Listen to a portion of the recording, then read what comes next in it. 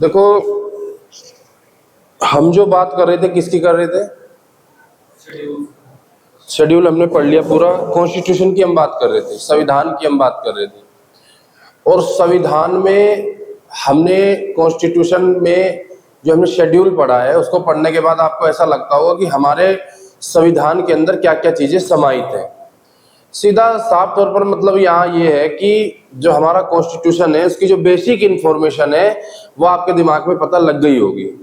आपको ये पता लग गया होगा कि हमारे संविधान में अंदर क्या क्या चीजें हैं। जैसे मैंने बताया कि एक शपथ का प्रावधान होता है, मैंने बताया कि सैलरी एंड अलाउंस यानी वेतन और भत्ते मिलते हैं, मैंने आपको ये बताया कि 28 स्टेट है और 8 यूटी यानी यूनियन टेरिटरी है। तो इसका मतलब आपको ये पता लगेगा कि इंडिया में यूनियन टेरिटरी भी है और स्टेट भी है। उसके बाद मैंने लैंग्वेज के बारे में आपसे बात की थी कि 22 लैंग्वेज है। उसके बाद हम बात करें तो एंटी डिफेक्शन लॉ यानी संविधान, भारतीय जो संविधान है इसमें कहीं ना कहीं आपको दल बदल परिवर्तन कानून भी दिखाई देता है। उसके बाद हमने ग्राम पंचायत की बात की, लोकल जो गवर्नमेंट होता है उसकी बात की, और फिर हमने बात की अर्बन गवर्नमेंट की। तो एक एक करके आपके दिमाग में एक प्रारूप हो गया होगा कि हमारे संविधान का रूप कैसा है। आज जो हम पढ़ने वाले हैं वो ये पढ़ने वाले हैं कि जो भारतीय संविधान है, जो इंडियन कॉन्स्टिट्यूशन है, उसमें और जो दूसरे देशों के कॉन्स्टिट्यूशन है या हमारा जो कॉन्स्टिट्यूशन है उसकी क्या क्या खास विशेषताएं हैं। ऐसी क्या विशेषताएं हैं जो और संविधान से या और जो और देश के संविधान है, अदर जो कंट्री है, उनसे कैसे अलग करता है और भारतीय संविधान की खूबसूरत विशेषताएं क्या है। तो एक एक करके हम देखेंगे कि भारतीय जो संविधान है वो अपने आप में कैसे विस्तृत है। तो सबसे पहले आपको यहाँ पर ये क्या दिख रहा है? Longest written constitution. अब इसका मतलब क्या है? सबसे विस्तृत संविधान और लिखा हुआ संविधान। क्या लिखा, इसका मतलब क्या है? सबसे विस्तृत। देखो भाई, अगर मैं बात करूं संविधान की तो 395 आर्टिकल है। कितने आर्टिकल है? 395 आर्टिकल यानी अनुच्छेद। दुनिया के किसी भी संविधान में ऐसा नहीं है। 22 क्या है? पार्ट। और 12 क्या है?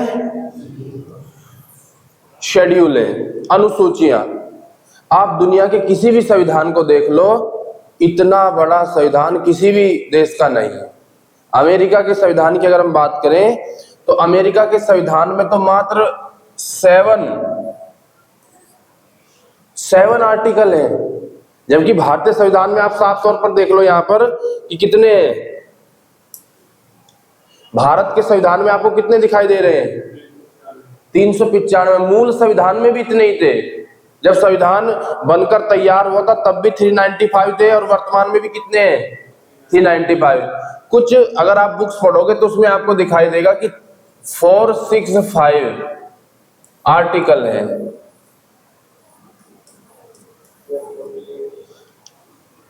लेकिन अब आपको ये दिख रहा होगा कि जब यहाँ पर 395 साफ तौर पर दिख रहा है, यहाँ पर 465 कैसे आ गया? देखो, अगर हम भारतीय संविधान पढ़ेंगे, आपको हिंदी समझ आ रही है मेरी? आपको आ रही है बिल्कुल हिंदी? अगर हम इंडियन कॉन्स्टिट्यूशन पढ़ेंगे तो इंडियन कॉन्स्टिट्यूशन में लगातार चेंज आए।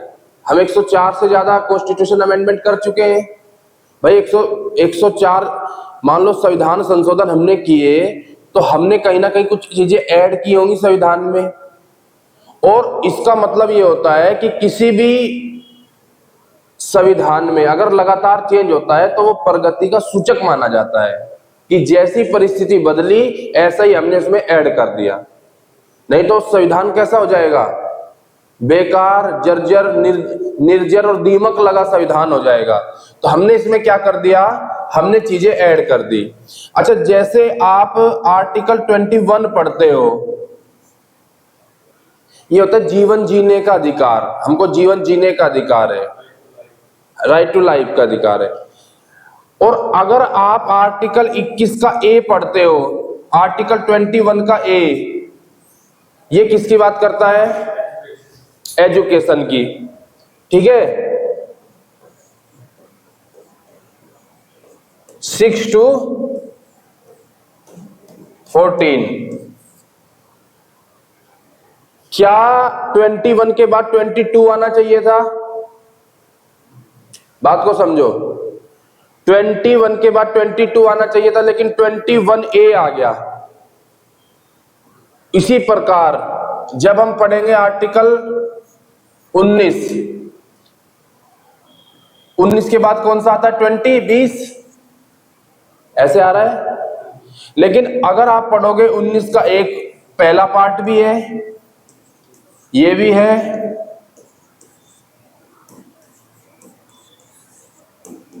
5 और 6, क्या ऐसे है या नहीं है? अब आप 19 के बाद गिनो, 20, 21, 22, 23, 24, 25, 25। अगर आप ऐसे जोड़ दोगे तो कितने हो जाएंगे?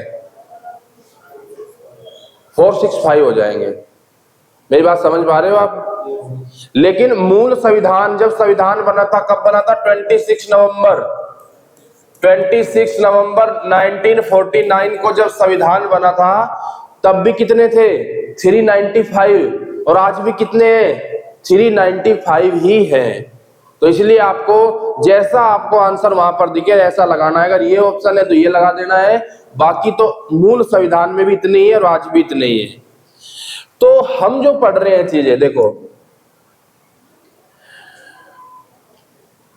अच्छा, अमेरिका की अगर हम बात करें तो अमेरिका में मैंने आपको बता ही दिया 7 आर्टिकल कुल।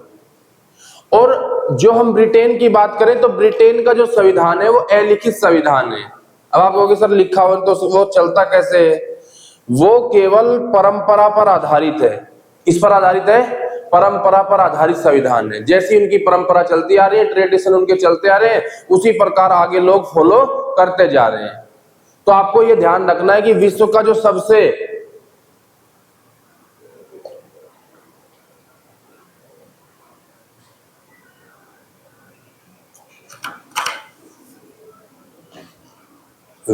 सबसे बड़ा संविधान जो माना गया वो कौन सा माना गया?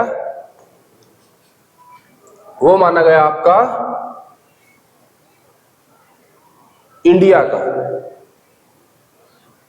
इसमें लिखा है कि the original constitution of India 1949, क्या लिखा है?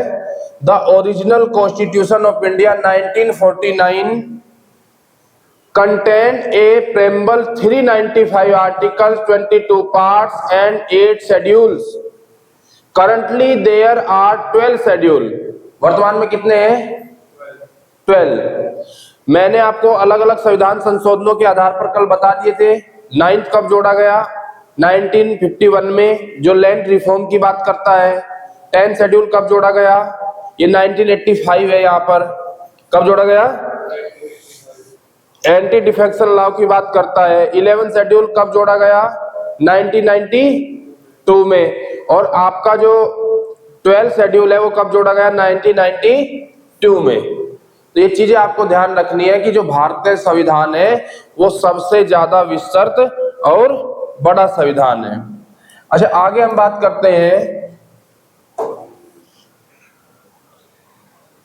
ये चीजें आपको दिखाई दे रही है, क्या लिखा है ये? Socialist state. इसका मतलब क्या होता है? आपने बार बार सुना होगा कि जो इंडिया है वो सोशलिस्ट कंट्री है। इंडिया बॉटम टू टॉप पर ध्यान देता है।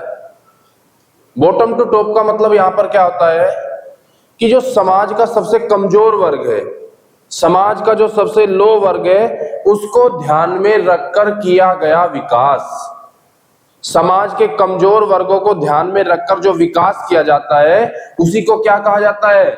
सोशलिस्ट कहा जाता है, यानी समाजवादी कहा जाता है। क्या कहा जाता है? समाजवादी। प्यारे बच्चों ध्यान से सुनना, बॉटम टू टॉप कोई भी योजना चली, कोई भी योजना, किसी भी योजना में मेरे को आप ये बताओ कि कहां पर सबसे ज्यादा ध्यान दिया जाता है? समाज का पहला कमजोर वर्ग आएगा या समाज का सबसे पहले उच्च वर्ग आएगा? कमजोर वर्ग। और जो भी राष्ट्र ऐसा करता है उसको क्या बोलते हैं? सोशलिस्ट राष्ट्र बोलते हैं। और इंडिया भी क्या है? सोशलिस्ट कंट्री है। India was not declared a socialist in the original constitution but all Indian agree that the path of socialism could be suitable for India. देखो इसका मतलब है कि जब सोशलिस्ट शब्द ही बाद में जोड़ा, सोशलिस्ट कॉन्स्टिट्यूशन में नहीं था, हमने क्या किया? हमने 42 कॉन्स्टिट्यूशन अमेंडमेंट किया। कब किया था ये? 1976 में। और इसमें इसको अगर हम बात करें तो इसको मिनी कॉन्स्टिट्यूशन कहा जाता है। क्या कहा जाता है? Mini constitution. भारतीय संविधान का ये कैसा कॉन्स्टिट्यूशन है? मिनी, मतलब लघु संविधान इसको कहा जाता है। इसमें क्या क्या कार्य हुए थे? पहला काम इसमें क्या हुआ था? हमने एक शब्द जोड़ा था जिसका नाम क्या था? सोशलिस्ट। क्या नाम था? सोशलिस्ट। दूसरा शब्द कौन सा था? इंटीग्रिटी। और तीसरा जो शब्द जोड़ा था वो हमने जोड़ा था कौन सा? सेक्युलर। कौन सा शब्द जोड़ा था? सेक्युलर। अब ये होता क्या है? देखो सोशलिस्ट का मैंने मतलब आपको बता ही दिया क्या होता है। क्या होता है? समाजवादी व्यवस्था। इंटीग्रिटी का मतलब क्या होता है? इंटीग्रिटी का मतलब होता है अखंडता। अखंडता का मतलब यह है कि भारत तेरे टुकड़े नहीं होंगे, भारत तेरे टुकड़े नहीं होंगे। और सेक्युलर का जो मतलब होता है वो होता है पंथ निरपेक्ष। क्या मतलब होता है? पंथ निरपेक्ष। अच्छा, पंथ निरपेक्ष किसको कहा जाता है? सेक्युलर जो कंट्री होता है उसका मतलब क्या होता है? कोई भी धर्म से नहीं, वो तो आप मान लो जब आप आर्टिकल 25 पढ़ोगे, आर्टिकल 25 में क्या लिखा है? आर्टिकल 25 में ये लिखा है कि कोई भी व्यक्ति किसी भी धर्म को धारण कर सकता है। ये आर्टिकल 25 में लिखा है। अगर कोई व्यक्ति हिंदू है तो इस्लाम ग्रहण कर सकता है, इस्लाम है, सिख में ग्रहण कर सकता है, सिख ईसाई ग्रहण कर सकता है। और लोगों के लिए, सरकार के लिए नहीं। इसमें सुनो बात, आर्टिकल 25 में ये बातें लिखी है नहीं लिखी है? लिखी है। सरकार सपोर्ट करती है। आप कह रहे हो ना सरकार के लिए नहीं है। आप धर्म अगर ग्रहण कर रहे हो तो क्या सरकार आपको हटा देगी क्या? बताओ। तो जब सरकार आपको हटाएगी नहीं तो इसलिए सरकार कैसी है? सेक्युलर कंट्री है। पंथ निरपेक्ष राष्ट्र उस राष्ट्र को कहा जाता है जो सभी धर्मों का सम्मान करता हो। क्या करता हो?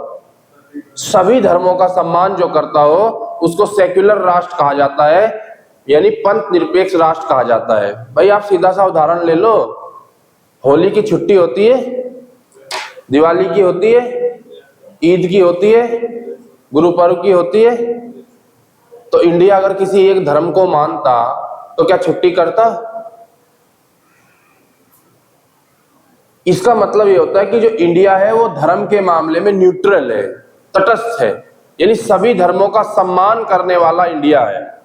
उसका कोई एक धर्म नहीं है। जैसे हम श्रीलंका की बात करें तो श्रीलंका में एक धर्म चलता है, कौन सा?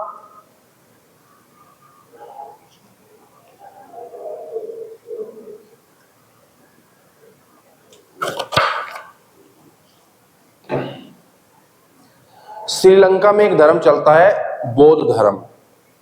केवल बौद्ध धर्म के अनुयायी वहां पर रहते हैं ज्यादातर, और वो केवल बौद्ध धर्म को ही मानते हैं। तो इन्होंने साफ तौर पर कह दिया कि हमारा जो धर्म है बौद्ध धर्म है।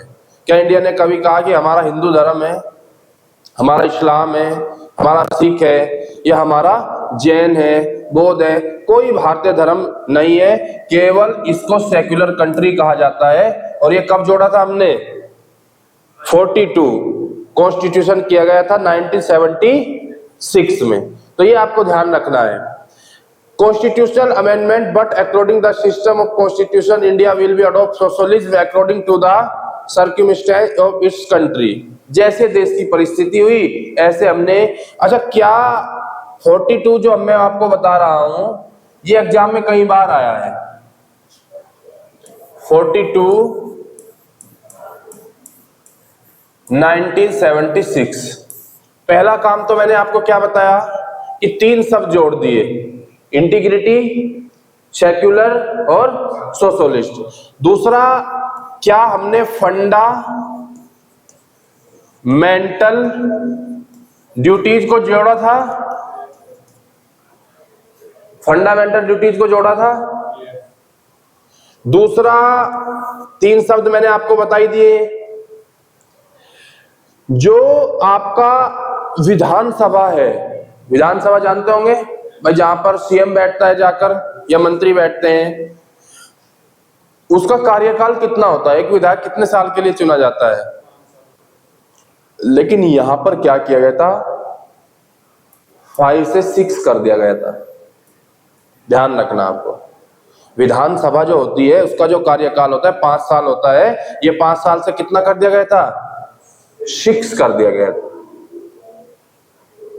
अच्छा, आप जब संविधान पढ़ोगे तो संविधान में आपने देखा होगा कि विभिन्न प्रकार के संविधान संशोधन हुए।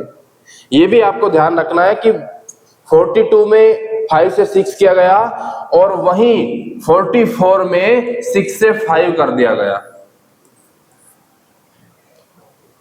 ठीक 2 साल बाद, क्योंकि 1978 में 44 हो गया था, तो 1978 में क्या कर दिया गया? 6 से फिर 5 कर दिया गया। अच्छा, ऐसा क्यों किया गया? देखो, इमरजेंसी लगी थी देश में। 1975 में आपातकाल का दौर था और आपातकाल के तुरंत बाद हमें ये लगने लगा कि नागरिकों के अपने कुछ मौलिक कर्तव्य होने चाहिए। देश में कुछ ऐसे शब्द होने चाहिए जिससे लोग उसका पालन करें और भारत के टुकड़े नहीं होंगे। कोई भी विदेशी शक्ति या भारत में रहने वाली शक्ति अगर देश को तोड़ने की बात करती है तो एक उन्होंने साफ शब्द जोड़ दिया इसमें। कौन सा? इंटीग्रिटी शब्द जोड़ दिया। कौन सा? इंटीग्रिटी। ये आपको ध्यान रखना है। आगे अगर हम बात करें,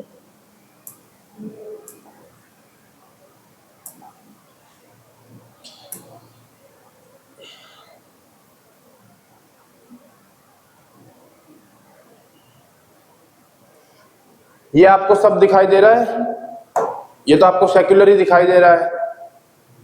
देखो, सेक्युलर का मतलब क्या होता है मैंने आपको अभी बता दिया। जो सभी धर्मों का क्या करता हो? सम्मान करता हो।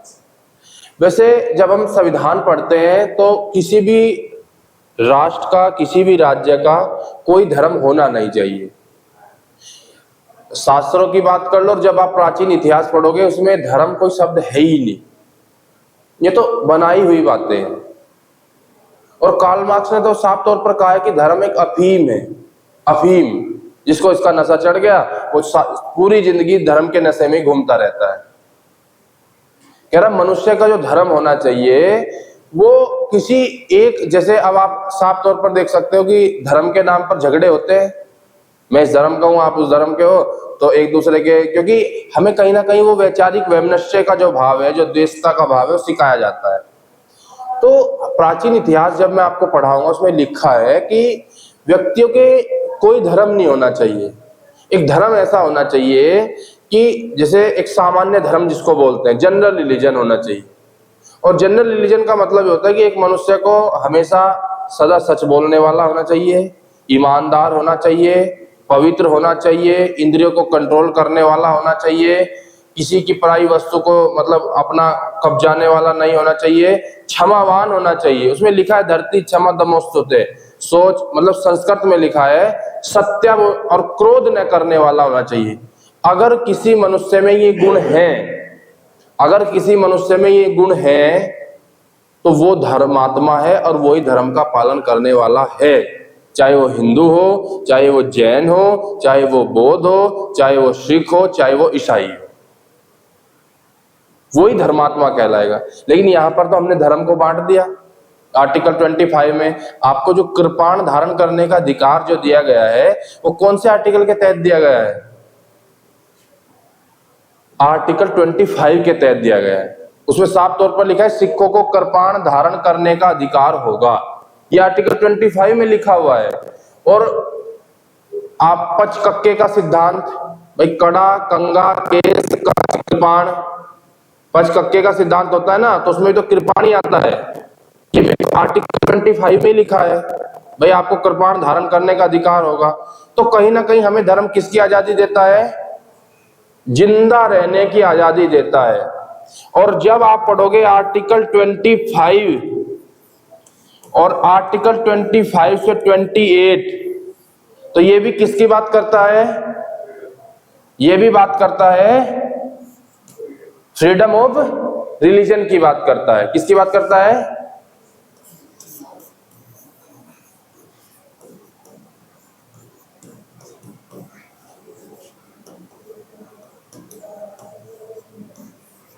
Freedom of religion.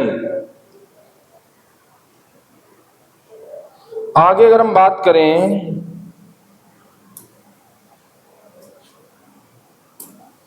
देखो ये शब्द आपको दिखाई दे रहा होगा, ध्यान से देखना इस शब्द को। ये क्या लिखा हुआ है ऊपर? ये लिखा है पार्लियामेंट्री गवर्नेंस सिस्टम। क्या लिखा है? Parliamentary governance system. क्या भारत में ये है? इसको कहा जाता है संसदीय शासन प्रणाली। अच्छा, ये होता क्या है?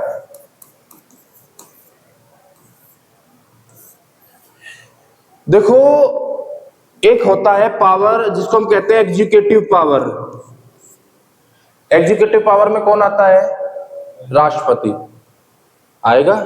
कार्यपालिका इसको हम बोलते हैं। क्या बोलते हैं? कार्यपालिका। एक होता है लेजिस्लेचर। कौन सा? लेजिस्लेचर। इसको हम बोलते हैं विधायिका। और एक होता है आपका जुडिशरी। जुडिशरी, इसको क्या बोलते हैं? न्यायपालिका। कानून बनाने का कार्य किसका है? विधायिका। फिर कार्यपालिका का क्या काम है?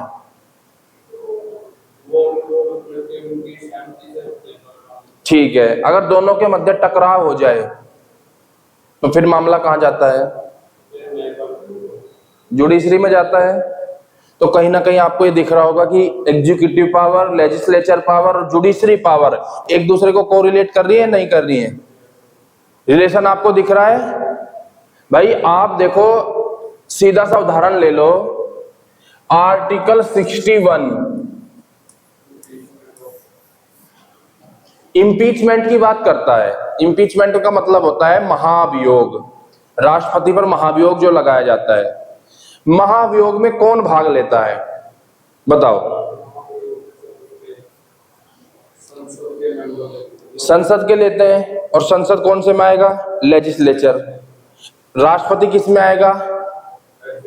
दोनों के मध्य अगर टकराव हो गया, मामला कहां जाएगा? सुप्रीम कोर्ट में। ऐसा हुआ भी है, कई बार हुआ है। अगर राष्ट्रपति के चुनाव में कहीं कहीं अगर मान लो कुछ पंगा हो जाता है, जैसे हुआ भी है कई बार, वीवी गिरी जब राष्ट्रपति का चुनाव लड़े तो उसमें में पंगा हो गया था। सेकंड जो राउंड है उसकी मतगणना करनी पड़ी थी। लेकिन जो जहां पर लेजिस्लेचर, एग्जीक्यूटिव, जुडिशरी में एक दूसरे का रिलेशन पाया जाता है, ऐसी प्रणाली को क्या कहते हैं? पार्लियामेंट्री सिस्टम कहते हैं। क्या कहते हैं? Parliamentary system. और सीधा सा मतलब है कि यहां पर तो संसद है ही भाई, यहां पर संसदीय शासन प्रणाली है। अब आप मेरे बात सुनो, क्या ब्रिटेन में ऐसा है?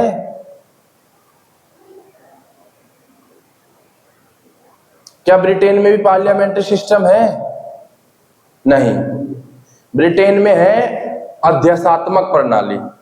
वहां राजा का बेटा राजा बनता है। लेकिन यहां पर राष्ट्रपति का भी निर्वाचन आप ही कर रहे हो। अब आप ये कहोगे सर हम तो राष्ट्रपति के चुनाव में भाग नहीं लेते, तो फिर कौन लेता है? आप इनडायरेक्ट तो ले रहे हो भाई। आपने एमएलए चुने, एमपी चुने, एमपी ने जाके राष्ट्रपति के चुनाव में वोट डाली, तो आपका डायरेक्ट योगदान न होकर इनडायरेक्ट योगदान तो कहीं ना कहीं दिखाई दे रहा है। क्या ब्रिटेन में ऐसा है? ब्रिटेन में लेजिस्लेचर अलग होगी, जुडिशरी अलग होगी और एग्जीक्यूटिव पावर अलग होगी, और एक दूसरे से रिलेट भी नहीं करती, कोई रिलेट नहीं करती, और ये एक दूसरे को रिलेट करती हैं। और आप राष्ट्रपति देख लो, राष्ट्रपति आर्टिकल 53 में लिखा है कि वैसे तो नाम मात्र का प्रधान होता है, लेकिन वास्तविक शक्तियों का उपभोग कौन करेगा? प्रधानमंत्री करेगा, मंत्रिपरिषद करेगी। और जिस राष्ट्र में ऐसा होता है, ये देखो सबसे अच्छा कदम होता है ये। अगर मान लो यहां पर ब्रिटेन में जो मैंने बताया आपको, जो शासन प्रणाली है, अगर भारत में भी वही शासन प्रणाली हो जाए तो तानाशाही बढ़ जाएगी, डिक्टेटरशिप बढ़ जाएगी। भाई वही एक ही बार बनता रहेगा, वहां महारानी बनती आ रही तो महारानी बनती रहेगी। तो सीधा सा मतलब ये है कि भारत में संसदीय शासन प्रणाली, ये लिखा है सामने, like England parliamentary governance system has been adopted in India to the president is the nominal head, the real power lays the hands of the prime minister and his council of minister। देखो council of minister जो उसके मंत्री होते हैं, मंत्री भी कई प्रकार के होते हैं। मंत्रियों के बारे में अगर मैं बात करूं तो कितने प्रकार के मंत्री होते हैं? एक आपने कैबिनेट सुना है, एक आपने मिनिस्टर ऑफ स्टेट सुना है,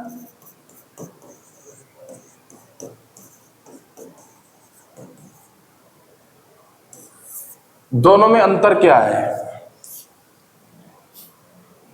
क्या अंतर है इसमें? कैबिनेट मंत्री कौन होता है और कैबिनेट राज्य मंत्री कौन होता है? बताइए।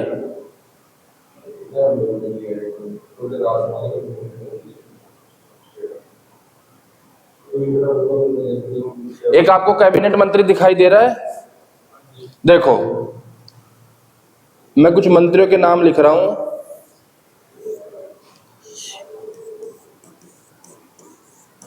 अश्वनी वैष्णव, निर्मला सीतारमण, मनसुख मंडाविया, मनसुख मंडाविया। अश्विनी वैष्णव कौन सा डिपार्टमेंट है इनके पास? कौन सा? रेल। इनके पास फाइनेंस, इनके पास हेल्थ। तीनों आपको कौन से मंत्री दिखाई दे रहे हैं? कैबिनेट। भाई अश्विनी वैष्णव के पास रेलवे है, निर्मला के पास, लेकिन यहां पर कहीं कहीं अनुराग ठाकुर का भी नाम आता है। अनुराग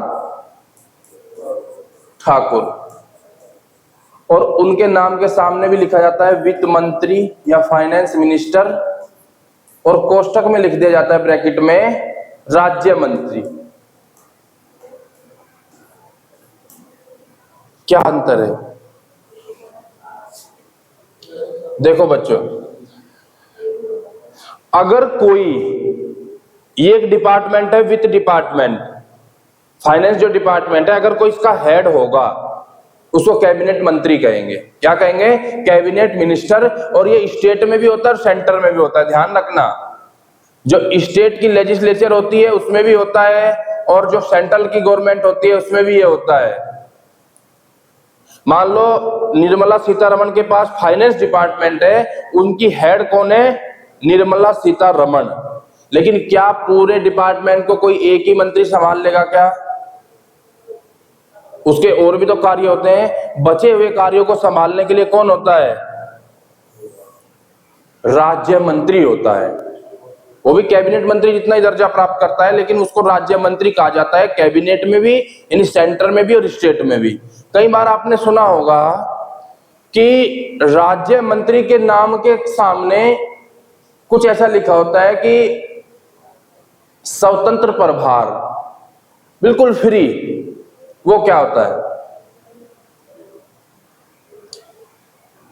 भाई? मान लो किसी मंत्री के सामने लिखा होता है कि इसके पास एक इंडिपेंडेंस चार्ज है। कोई भी देख लेना आप, कहीं आप देखोगे, जैसे मान लो ये मैंने नाम लिखा है, उसके सामने लिख दिया इंडिपेंडेंस चार्ज, ये लिखा होता है। ये इनसे भी अलग मंत्री होता है, ये तो होते ही होते हैं, इनसे भी अलग मंत्री होता है इंडिपेंडेंस चार्ज। देखो मान लो मैंने आपको बताया कि फाइनेंस मिनिस्टर निर्मला सीतारमण जी हैं, और उसके बाद अगर मैं बात करूं अनुराग ठाकुर क्या है? राज्य मंत्री। लेकिन क्या फाइनेंस में केवल दो, पूरे फाइनेंस में अलग अलग डिपार्टमेंट भी हैं भाई? कहीं इनडायरेक्ट टैक्स है, कहीं टैक्स है, कहीं जीएसटी डिपार्टमेंट। अगर हमने पूरा जीएसटी विभाग किसी एक मंत्री को दे दिया तो उसको हम क्या बोलेंगे? राज्य मंत्री इंडिपेंडेंस चार्ज। जैसे आप एक बात बताओ, एक होता है एग्रीकल्चर मिनिस्टर, होता है नहीं होता है? एग्रीकल्चर मिनिस्टर होता है। एग्रीकल्चर तो एक मिनिस्टर हो गया, लेकिन एक गन्ना मंत्री भी होता है। गन्ना किसका हिस्सा है? एग्रीकल्चर का हिस्सा है या नहीं है? भाई गन्ना भी तो एग्रीकल्चर में आ गया, लेकिन एक गन्ना मंत्री बनाया जाता है राज्य में। अब गन्ना मंत्री जो बनाया जाएगा उसको हम क्या बोलेंगे? इंडिपेंडेंस चार्ज बोलेंगे। उसके नाम के आगे लिखा होगा, जो भी उसका नाम होगा, नाम फिर ब्रैकेट में गन्ना मंत्री और फिर आगे लिखा होगा इंडिपेंडेंस चार्ज, स्वतंत्र प्रभार का मंत्री। तो ये मंत्रियों के बारे में आपको याद रखना है। उसके बाद हम बात करते हैं यहां पर ये ध्यान से देखना, federal rule. The Indian Constitution provides for a system for federalism and contain all the major features of federal rule. According to the first article of the Constitution, India means India will be a union of state. इसका मतलब क्या है? भारत क्या है ये बताओ आप। ये मैंने पहले भी बताया था, ये सेंट्रल गवर्नमेंट है, और ये जो छोटे छोटे स्टेट हैं, छोटे छोटे जो राज्य हैं, छोटे छोटे जो राज्य हैं, ये वाले आप देख सकते हो, ये सब किसके अधीन है? सेंटर के अधीन है। क्या पावर भारत में, इंडिया में राज्य को भी दी गई है? नहीं दी गई है। आधी पावर राज्यों को दी गई है, आधी पावर सेंटर के पास है। इसी व्यवस्था को हम क्या बोलते हैं? फेडरेशन या फेडरलिज्म, संघात्मक बोलते हैं इसको। क्या बोलते हैं? संघात्मक व्यवस्था। और इसी को हम बोलते हैं यूनियन ऑफ स्टेट। क्या कहा जाता है? Union of state. और आर्टिकल 1 में भी साफ तौर पर लिखा है, जब आप आर्टिकल 1 पढ़ोगे उसमें भी लिखा है कि इंडिया यूनियन ऑफ स्टेट है। इंडिया दैट, जिसको भारत कहा जाता है, क्या है? Union of state. अच्छा, अगर मैं बात करूं, मैंने यहां पर आपको ये समझाया है, लेकिन ये सेंटर है, सारी पावर सेंटर को है, राज्य का कोई योगदान नहीं है, राज्य कोई हस्तक्षेप नहीं कर सकता, सारी पावर सेंटर के हाथ में है। इसको हम क्या कहेंगे? व्यवस्था को है? क्या कहेंगे? यूनिटरी सिस्टम कहेंगे हम इसको। क्या कहेंगे? यूनिटरी।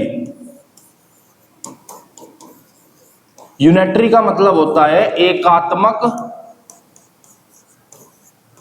शासन व्यवस्था। क्या कहा जाता है? एकात्मक। अब आप मेरे को ये बताओ कि भारत में आपको कौन सी दिखाई दे रही है? कौन सी? ये एकात्मक दिखाई नहीं दे रही है क्या? एकात्मक का मतलब ये होता है कि सारी पावर किसको है? सेंटर को। सारी पावर। क्या भारत में सेंटर को पावर नहीं है क्या? अगर राज्य ये बोल दे कि मैं तो दूसरे देश में जा रहा हूं या मैं अपना अलग देश बना रहा हूं, तो राज्य क्या कर देगा? सेंटर उसका क्या कर देगा?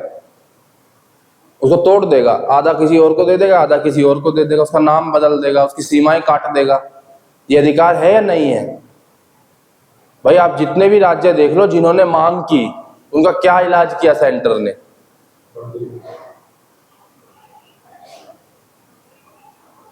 छोटे छोटे स्टेट बनाते चले गए। भाई पंजाब, जिसको पेप्सू कहा, बहुत बड़ा स्टेट था, हिमाचल, हरियाणा, ये अलग कर दिए। उत्तर प्रदेश से उत्तराखंड अलग कर दिया, बिहार से झारखंड अलग कर दिया, मध्य प्रदेश से छत्तीसगढ़ अलग कर दिया, आंध्र प्रदेश से तेलंगाना अलग कर दिया। तो ये क्यों करता है?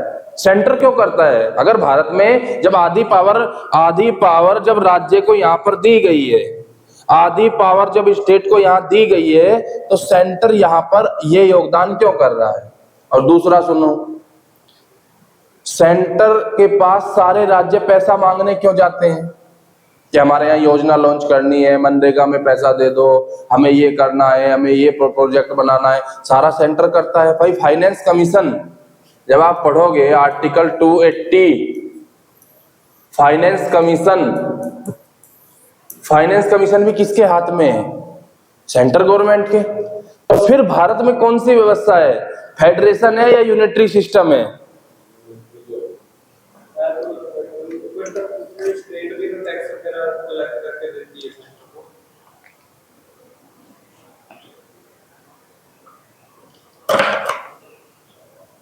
आपको ध्यान रखना है, भारत में दोनों है।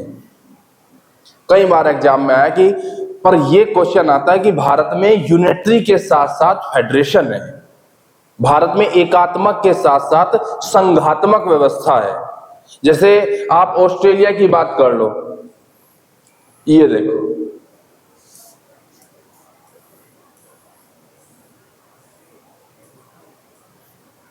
ये राज्य हैं, ये गोल गोल बन गए ना अंडे अंडे टाइप से के, ये राज्य हैं, स्टेट है। सारी पावर किसको दिखाई दे रही है? ये सेंटर हो गया, ये स्टेट हो गया। ये बताओ सारी पावर किसके हाथ में है? तो ऐसी व्यवस्था को हम क्या बोलेंगे जिसमें सारी पावर ही किसके हाथ में हो? स्टेट के। इसको बोलेंगे हम कन्फेडरेशन, परिसंघात्मक व्यवस्था। क्या बोलेंगे? कन्फेडरेशन, परिसंघात्मक व्यवस्था। कोई योगदान नहीं है, राज्य कैसे भी नाचे कूदे, कोई सेंटर का कोई योगदान नहीं है। और जैसे आप एक बार बताओ,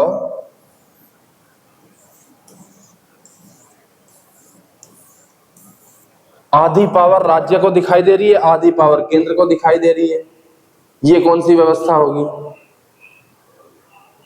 ये तो ये हो ही गई, कौन सी?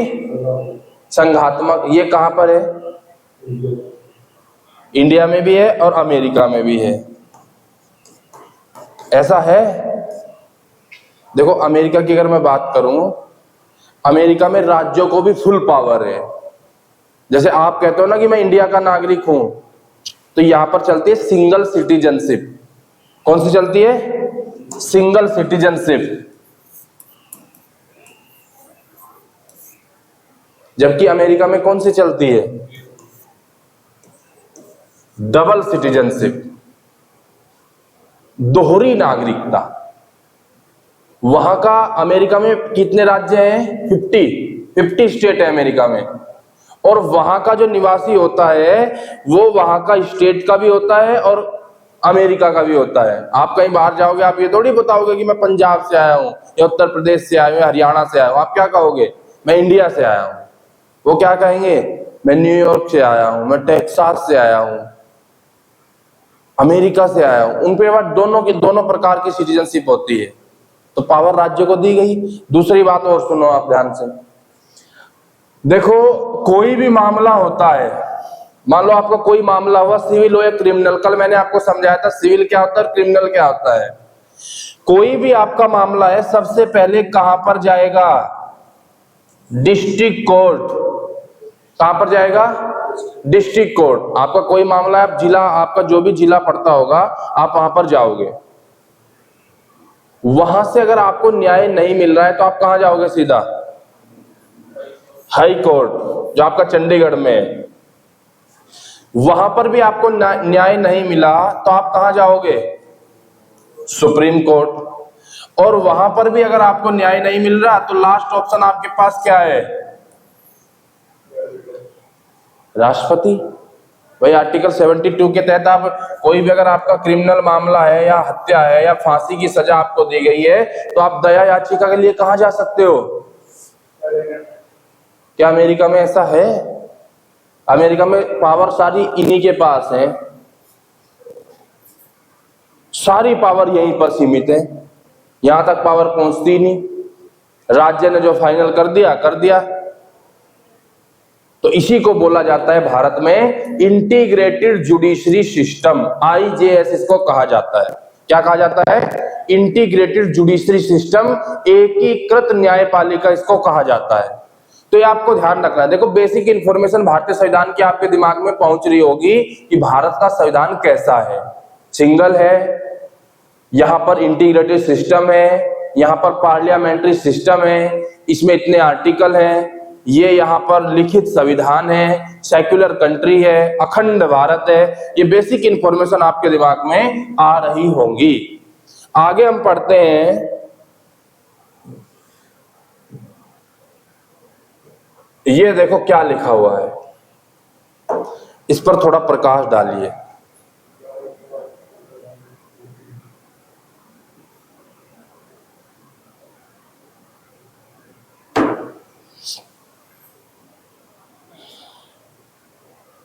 क्या लिखा हुआ है? स्टार्टिंग में जब प्रधानमंत्री फंडामेंटल राइट थे, उसके बाद से रह गए हैं, और इसके बाद ये लिखा हुआ है कि fundamental rights and fundamental duties, 7 fundamental rights were first granted to the citizen by the Constitution, but the 44 Constitution Amendment removed the right to property from the list of fundamental rights, and now the right to property has remained only a legal right.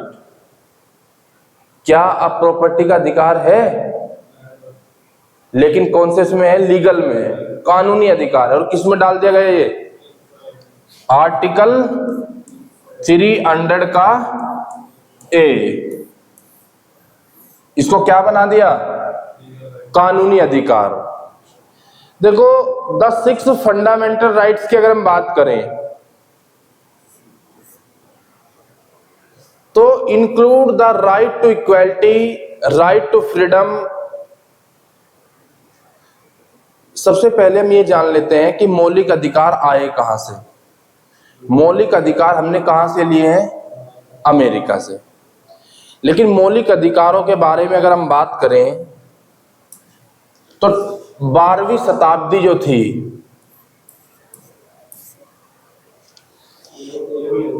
जी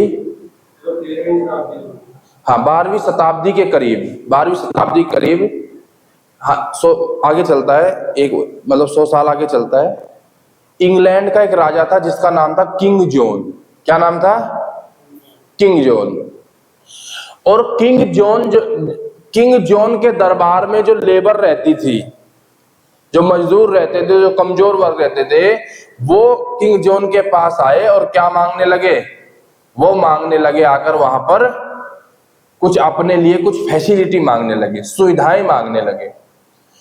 और उनके साथ कुछ पहले चलती थी, एक system चलता था जिसको कहा जाता था सामंती व्यवस्था, सामंत सिस्टम।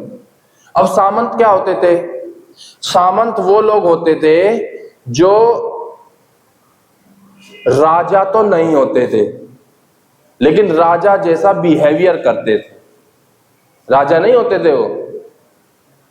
तो जो सामंत, इंग्लैंड का जो दरबार था उसमें जो किंग जॉन था उसके दरबार में जो रहते थे सामंत, और मजदूरों ने लगातार मांग की, तो सामंतों के दबाव में राजा आ गया और उन्होंने अपने जो लेबर क्लास है, ये जो समाज का जो कमजोर वर्ग था, उनके लिए कुछ अधिकार जारी कर दिए कि आपको आज से ये फैसिलिटी मिलेगी, आपको कम काम करना पड़ेगा, आपको ज्यादा वेजेज मिलेंगे, आपको मजदूरी मिलेंगी। तो जो भी ये जो अधिकार जारी किए, इसी को कहा जाता है मैग्ना कार्टा। क्या कहा जाता है? Magna carta.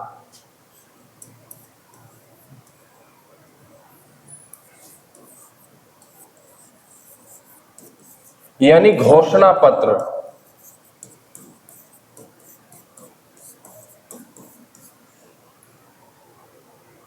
और धीरे धीरे क्या होने लगा, हमारे अधिकार हमें मिलने लगे। फिर 1789 में फ्रांस ने, किसने? फ्रांस ने फंडामेंटल राइट्स को अपनाया। किसको अपनाया? फंडामेंटल राइट्स को। भारत में इनके आने का जो क्रम है वो है 1931। एक अधिवेशन हुआ था, कराची अधिवेशन। कौन सा अधिवेशन? कराची अधिवेशन। और कराची अधिवेशन कब हुआ था? कराची अधिवेशन हुआ था आपका 1931 में। किसने की थी इसकी अध्यक्षता? इसमें जो फंडामेंटल राइट्स की जो मांग की गई थी, जो महात्मा गांधी ने तो 1924 वाली की थी। मौलिक अधिकारों की जो मांग की गई, वो की गई थी किसने? सरदार वल्लभ भाई पटेल जी के द्वारा। किसके द्वारा? सरदार वल्लभ भाई पटेल के द्वारा।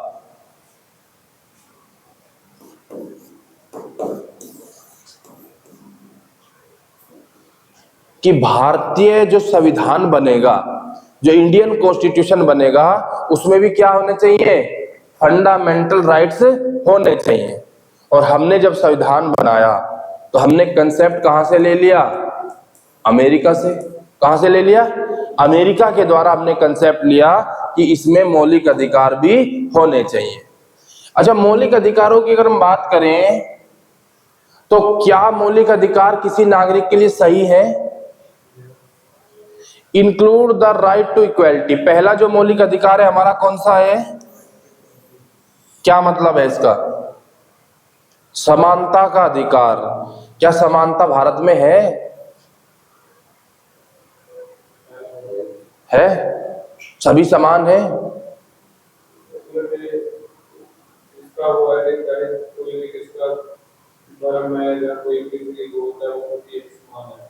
इसके लिए सेक्स की कोई डिस्क्रिमिनेशन नहीं है। कोई आदमी है, राज्य, धर्म, जाति, लिंग, मूल, वंश के आधार पर किसी से कोई भेदभाव नहीं करेगा, ये लिखा हुआ है। अच्छा, उपाधि, एबोशन ऑफ टाइटल, उपाधियों का अनटचबिलिटी, अस्पृश्यता नहीं होगी। ठीक है। उसके बाद फिर रिजर्वेशन भी आता है। आता है? अच्छा, देखो जैसे जैसे परिस्थिति बदलती है ना, राइट टू इक्वलिटी खत्म हो जाता है।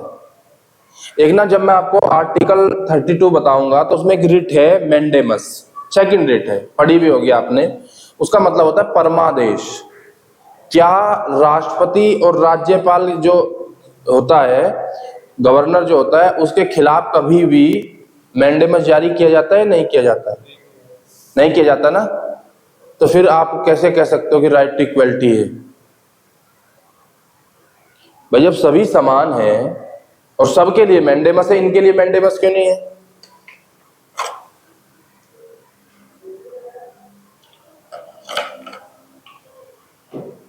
आर्टिकल, भाई मैंडेमस नहीं है इनके।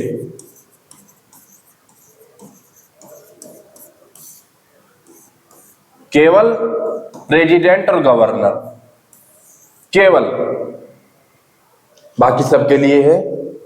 जब आप पढ़ोगे आर्टिकल 361 का फर्स्ट ए, तो मीडिया जो है ना, मीडिया,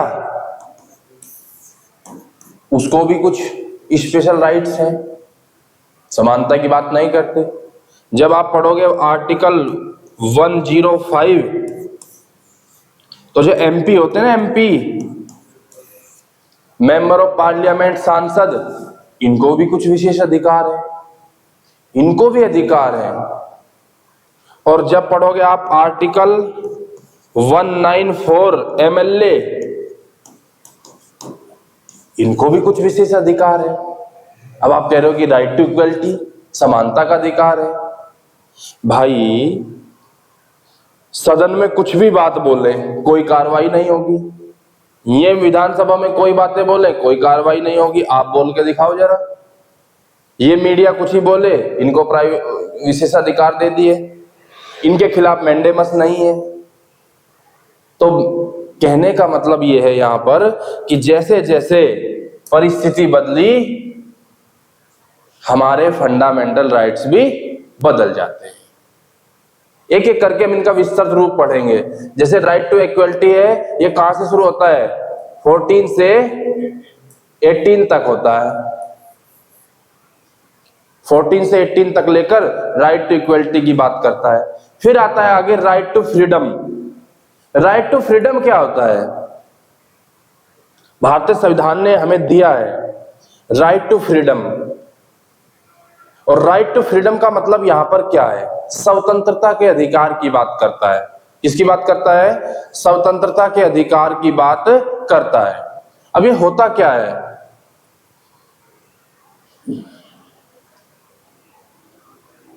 क्या अगर मान लो आप किसी दूसरे स्टेट घूमने जा रहे हो, तो अगर आपको स्टेट पसंद आ जाता है तो क्या आप वहां पर जाकर बस सकते हो? मतलब वहां पर घर बना सकते हो, अपना रह सकते हो? तो किस में आएगा? आजादी है आपको, आप दूसरे राज्य में जा सकते हो बिना किसी रोक टोक के। दूसरा ये है कि आपको right to speech and expression, बोलने और लिखने का अधिकार है, आपको अपनी अभिव्यक्ति करने का अधिकार है, आपको पार्टी बनाने का अधिकार है, सम्मेलन करने का अधिकार है। लेकिन ध्यान रखना, शस्त्रों के साथ नहीं, विपन्स नहीं होने चाहिए आपके पास। अगर हथियार लेके पहुंच गए और अपनी पार्टी बना रहे कि हमें संविधान ने, आपको बिजनेस करने का अधिकार है। हर अधिकार के कुछ तोड़ हैं, चीजें। जैसे आप, मैंने यहाँ पे ही बोल दिया कि राइट टू फ्रीडम में आपको अभिव्यक्ति की आजादी है। तो आप ये बताओ कि आप किसी की बेइज्जती कर रहे हो, आप कहोगे हमें तो बोलने का अधिकार है, गली गली में शोर है, दूसरा नेता चोर है। आप कहोगे हमें तो संविधान ने अधिकार दिया है।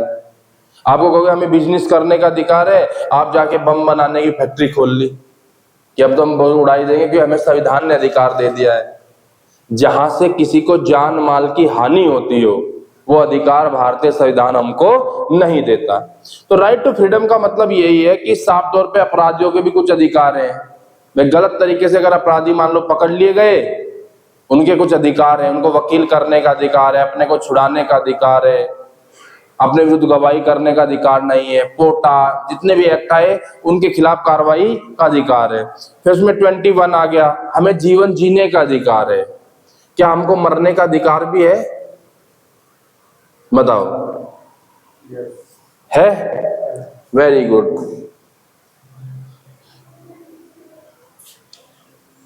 आर्टिकल 21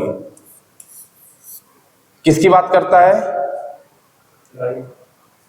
लाइफ की बात करता है, जीवन जीने की बात करता है।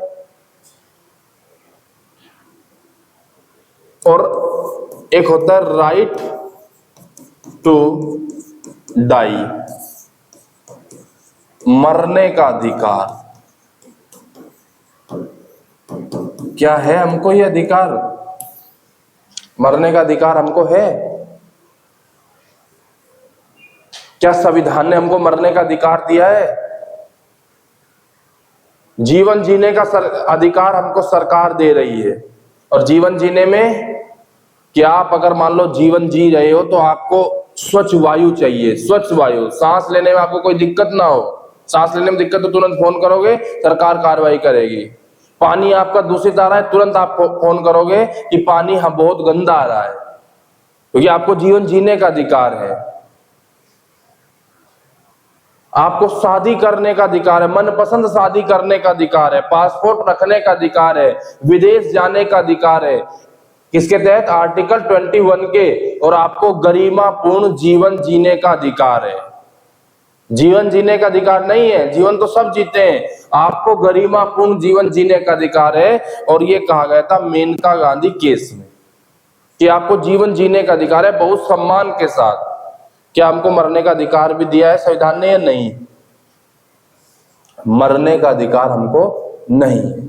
अगर मरने का अधिकार होता तो आईपीसी की एक धारा सुनी है आपने, 309, 306, आत्महत्या,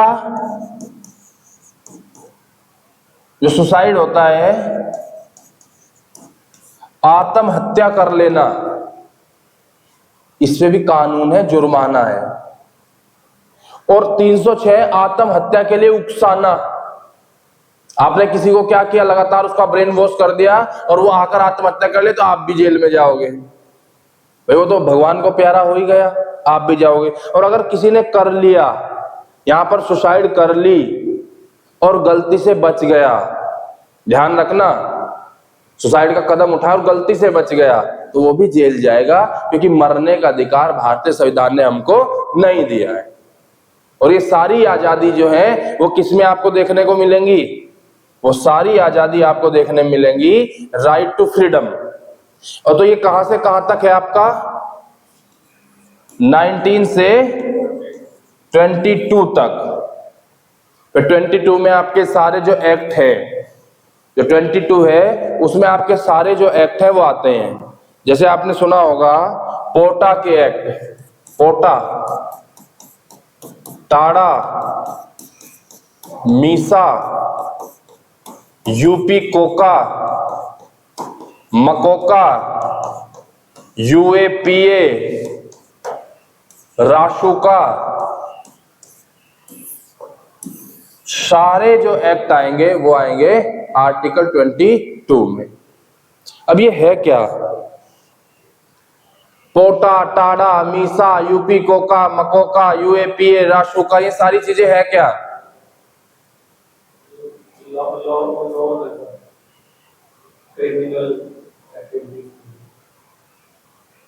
इनमें अगर किसी व्यक्ति को गिरफ्तार कर लिया जाता है, क्या वो अपने विरुद्ध गवाही दे सकता है, वकील कर सकता है, जमानत पा सकता है? ये सारी आतंकी गतिविधियां होती हैं भाई। राष्ट्र राष्ट्रीय सुरक्षा कानून यूएपीए 1967 में आया, unlawful and prevention act, unlawful and prevention act कहा जाता है इसको। MCOCA, Maharashtra control organisation crime. अभी है क्या? इसको बोलते हैं प्रिवेंटिव डिटेंशन। देखो, अपराधी दो तरह के होते हैं। एक अपराधी नॉर्मल अपराधी होता है जिसे हमने पकड़ लिया। अगर अपराधी इसके तहत चुना गया, उसमें टाडा, अब तो ये टाडा और पोटा तो खत्म कर दिए। अब तो ज्यादातर जो चल रहा है, एक तो यूएपीए चल रहा है, सबसे ज्यादा यूएपीए चल रहा है। हाँ, एनएसए, राष्ट्रीय सुरक्षा कानून उसी को कहा जाता है, एनएसए। ये लिखा तो है एनएसए भाई, एनएसए राष्ट्रीय सुरक्षा कानून। तो एनएसए चल रहा है और यूएपीए चल रहा है। तो ध्यान रखने वाली बात यह है कि हमारे संविधान ने हमको आजादी तो दी है, लेकिन हमारी आजादी छीन भी ली। और आजादी, एक आपने एक्ट सुना था अपसपा, 1958 में आया था, सुना था नाम? फुल फॉर्म क्या है इसकी? कई बार एग्जाम में आई है, armed force special power act.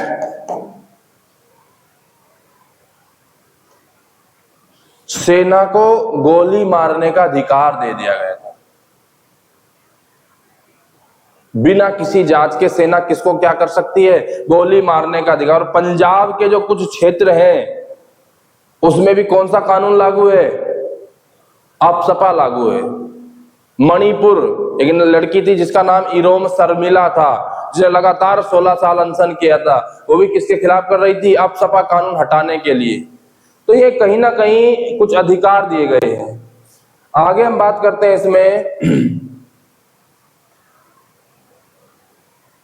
Right to freedom of religion, हाँ, राइट अगेंस्ट एक्सप्लोशन, ये है आपका शोषण के विरुद्ध अधिकार।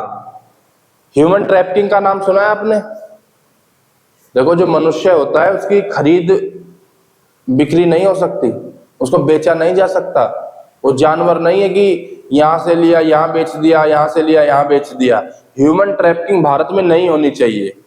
ये मैं आपको बेसिक इन्फॉर्मेशन के लिए बता रहा हूं। इनका जो विस्तृत रूप है, यानी एक एक करके हम सारे पढ़ेंगे, इनमें जो जो संशोधन भी हुए। जैसे एक एक्ट आया था, ह्यूमन ट्रैफिकिंग एक्ट, 1976 में आया था। जैसे एक आंदोलन आया था, बचपन बचाओ आंदोलन। आपने कैलाश सत्यार्थी का नाम सुना है, जिनको नोबेल पुरस्कार मिला था शांति के लिए? वो भी तो बच्चों को पढ़ाने की बात करते थे। तो ये शोषण के विरुद्ध अधिकार है। और इसमें जो 6 से 14 वर्ष के बच्चे हैं, उनको क्या नहीं किया जाएगा? फैक्ट्री में, खदानों में, खानों में या ऐसी जगह जिनसे उनके खतरा हो, ऐसी जगह काम नहीं कराया जाएगा। फिर आगे right to freedom of religion, जो मैंने आपको बता दिया कहां से कहां तक है, आर्टिकल 25 से 28 तक है। और उसके बाद है आपका कल्चर एंड एजुकेशनल राइट्स। अच्छा, ये क्या होता है, इसको बताओगे आप?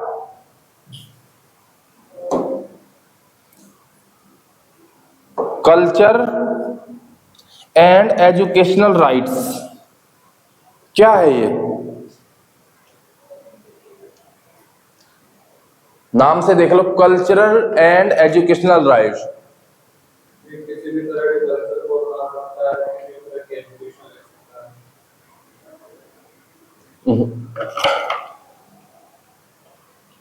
देखो, एक होती है माइनॉरिटी, एक होती है मेजोरिटी। माइनॉरिटी क्या होती है? जिनकी संख्या कम हो, अल्पसंख्यक। मेजोरिटी जिनकी संख्या ज्यादा हो, बहुमत हो जिनका। क्या भारत में माइनॉरिटी है? ये माइनॉरिटी के अधिकार है। माइनॉरिटी है जो अपने स्कूल बना सकते हैं, अलग संस्थाएं बना सकते हैं, उनका अपने लिपि, लैंग्वेज, उनकी जो कल्चर है उसको क्या कर सकते हैं, अलग तरीके से डेवलप कर सकते हैं। और फिर आता है लास्ट का आपका राइट टू कॉन्स्टिट्यूशनल रेमेडीज। कौन सा? राइट टू कॉन्स्टिट्यूशनल रेमेडीज, जिसको कहा जाता है संवैधानिक उपचारों का अधिकार। देखो, आर्टिकल जो 32 है, इसमें लिखा है राइट टू कॉन्स्टिट्यूशनल रेमेडीज। क्या लिखा है? Right to constitutional remedies. और ये 2 प्रकार का होता है, एक होता है सुप्रीम कोर्ट में और एक होता है हाई कोर्ट में। अगर मामला सुप्रीम कोर्ट में जाता है, आर्टिकल जो मैं आपको 6 फंडामेंटल राइट्स बता रहा हूं, अगर मामला कहां पर जाता है, सुप्रीम कोर्ट में, तो ये जाएगा किसमें?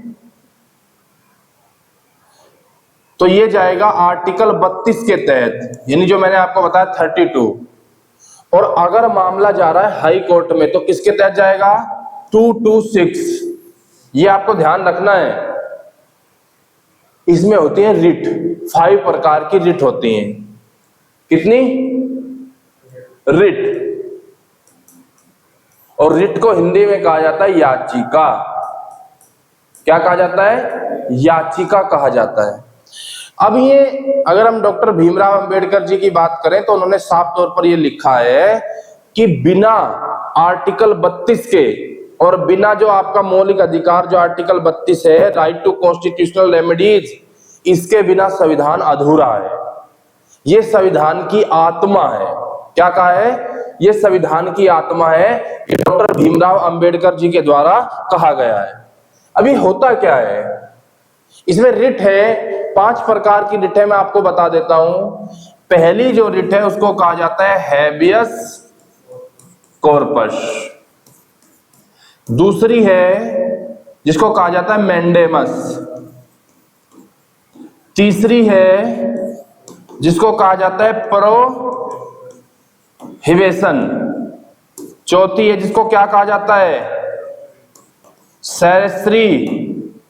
और 5वीं है जो है उसको क्या कहा जाता है? Quo warranto. अब ये बताओ क्या होता है ये?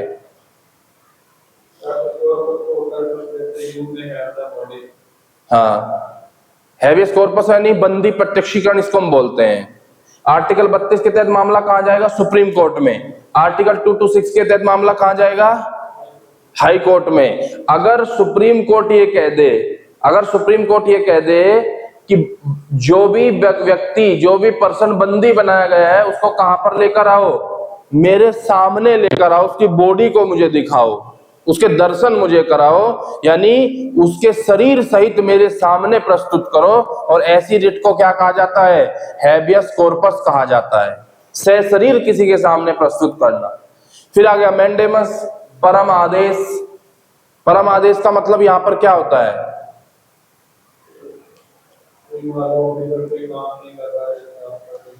अच्छा,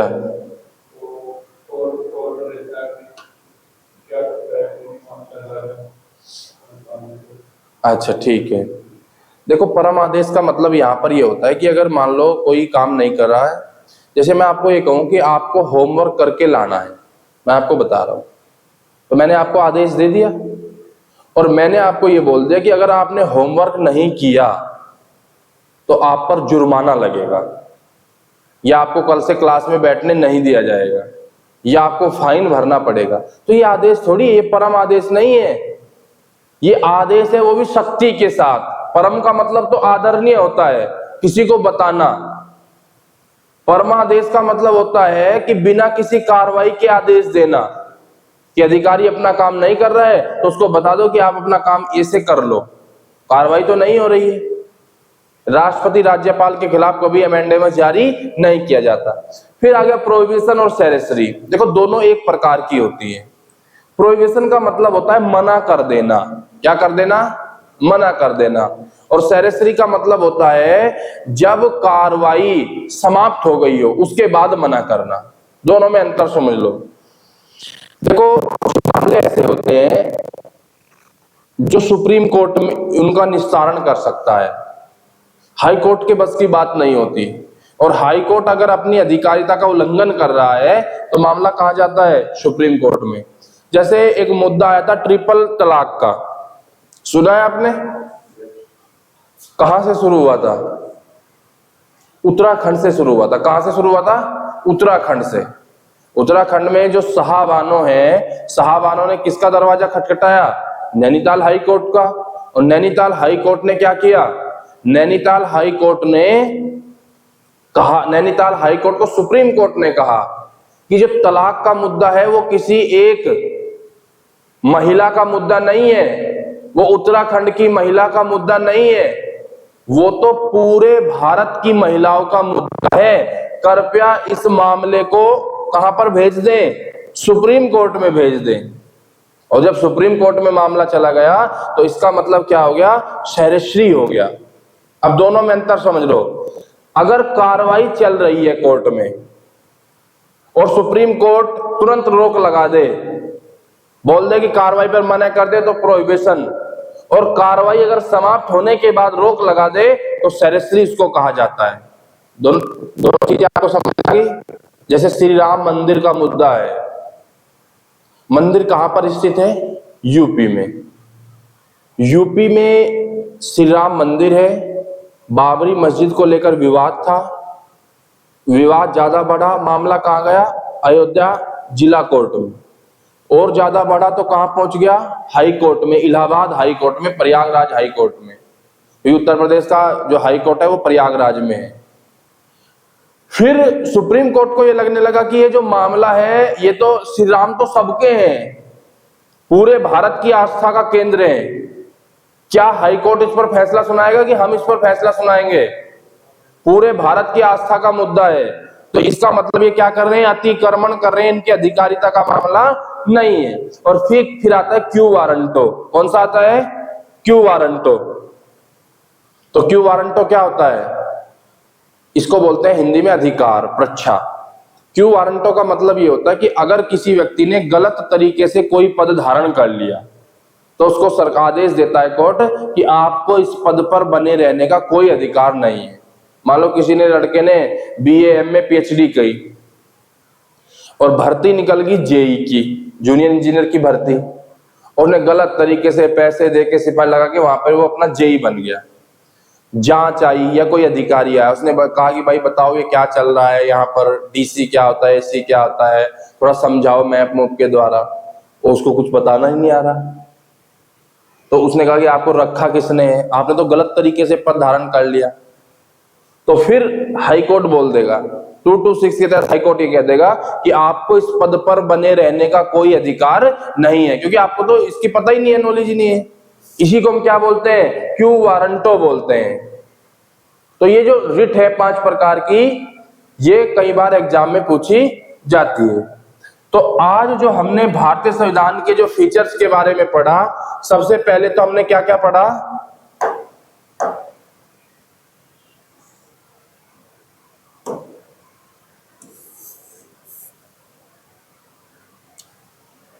पार्लियामेंट्री सिस्टम है,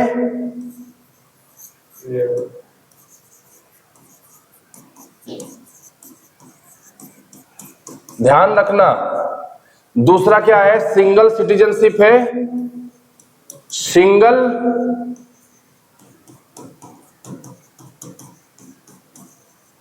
सिटीजनशिप।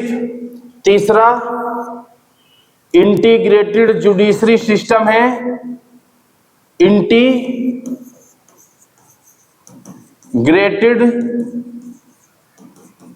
Judiciary system. चौथा रिटन कॉन्स्टिट्यूशन है,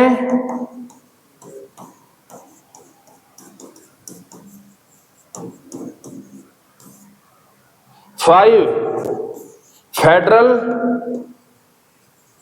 socialist integrity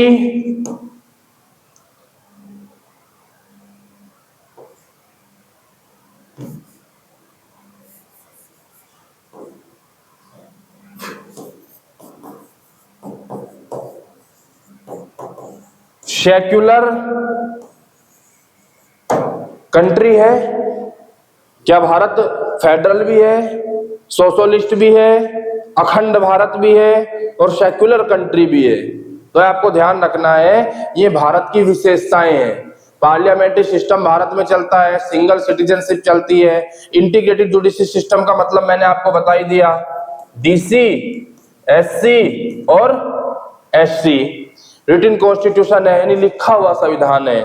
federal socialist, federal है, सोशलिस्ट है, इंटीग्रेटी है, सेक्युलर है, और आपका और क्या है पे फंडामेंटल राइट्स हैं, डीपीएसपी है, DPSP directive principle and state policy, और फंडामेंटल ड्यूटीज है, एग्जीक्यूटिव पावर है, लेजिस्लेचर पावर है, जुडिशरी पावर है, और इलेक्शन सिस्टम है, स्वतंत्र न्यायपालिका, स्वतंत्र चुनाव प्रणाली है।